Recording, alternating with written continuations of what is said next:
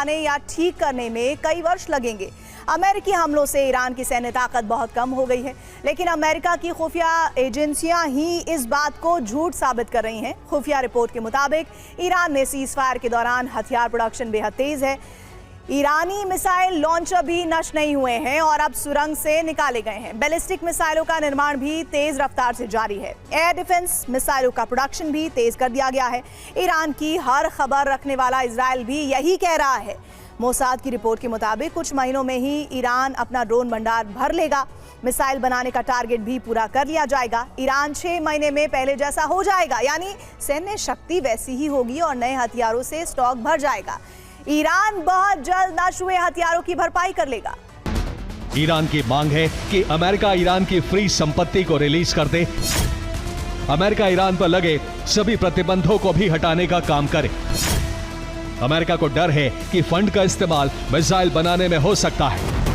अमेरिकी विदेश मंत्री ने कहा है कि हॉर्मुज को खुला रहना चाहिए, चाहे इसके लिए किसी भी तरीके का इस्तेमाल करना पड़े। ईरान के सुप्रीम लीडर ने कामकाज संभाल लिया है और ईरान के स्वास्थ्य मंत्रालय का दावा है कि मुश्तबा बिल्कुल ठीक है। ईरानी स्वास्थ्य मंत्रालय ने कहा है कि मुश्तबा की सेहत को लेकर झूठा प्रचार किया गया था।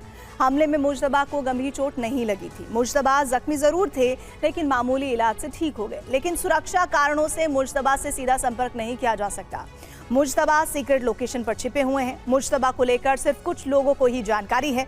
मुश्तबा इलेक्ट्रॉनिक गैजेट्स या संचार सिस्टम का भी इस्तेमाल नहीं कर रहे, इसीलिए माना जा रहा है कि मुश्तबा वार्ता में देरी की अहम वजह भी है। खाड़ी देशों में इस वक्त हज यात्रियों का आना जाना लगा है और इसी वजह से ट्रंप को ईरान पर हमले के लिए कई देश रोक रहे थे, लेकिन अब सिर्फ 2 दिन बाद ट्रंप हमला करने के लिए आज़ाद होंगे। ईरान से वार्ता के बीच अब तक समझौते की तस्वीर साफ नहीं है।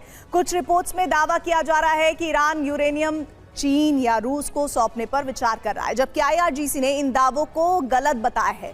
अब तक हॉर्मुज पर भी सुलह की स्थिति नहीं बनी है। ऐसे में माना यह जा रहा है कि अमेरिका अब ईरान को झुकाने वाला निर्णायक हमला कर सकता है। हालांकि अमेरिकी खुफिया रिपोर्ट के मुताबिक ईरान भी इस वक्त कई दिनों तक अमेरिका से मुकाबला करने में सक्षम है।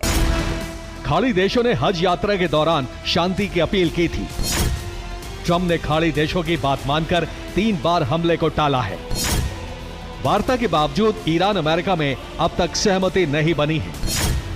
माना जा रहा है कि हज यात्रा की समाप्ति के साथ ट्रंप जंग छेड़ सकते हैं।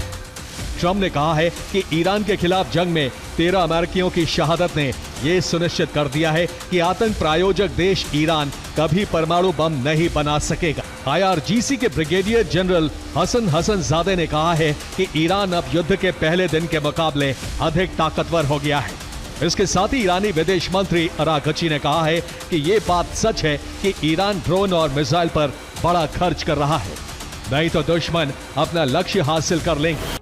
अमेरिका की सेना ने ईरान को लेकर जो दावे किए थे, अब हालात उससे अलग लग रहे हैं। अमेरिकी कमांडर ने बताया था कि 90% ईरानी हथियार कारखाने नष्ट हो चुके हैं। अमेरिकी कांग्रेस को बताया गया था कि ईरान हथियार नहीं बना सकेगा। ईरान को अपनी फैक्ट्रियां बना